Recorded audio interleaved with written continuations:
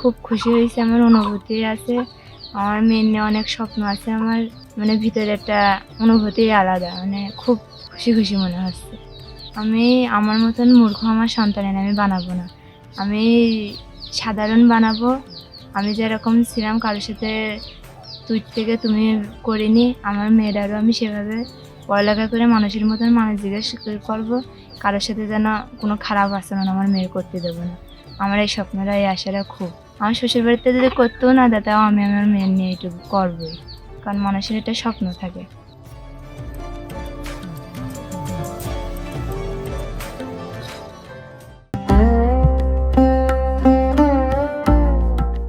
আমরা তাকে অবজারভেশনে রাখি এবং 14 এপ্রিল অর্থাৎ নববর্ষের প্রথম প্রহরে সকাল 7:15 সে একটা সুস্থ মেয়ে বাবু জন্ম দেয়।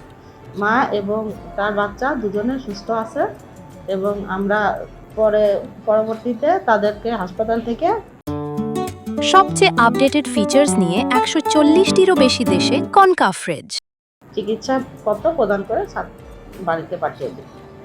যেহেতু তার প্রসব পরবর্তী কোনো জটিলতা ছিল না, এজন্য আমরা ছুটি দিয়েছিলাম এবং ছুটির সময় আমরা কিছু উপদেশ ছাড়পত্রে লিখে দিয়েছি। সেই উপদেশগুলো সে যদি মেনে চলে তাহলে আশা করি সে সুস্থ থাকবে এবং নবজাতকের যত্ন সম্পর্কে আমরা 6 মাস পর্যন্ত শুধুমাত্র বুকের দুধ খাওয়ানোর পরামর্শ দিয়েছি এবং নবজাতকের যত্ন কিভাবে নিতে হবে সেটাও তাকে শিখিয়ে দিয়েছি।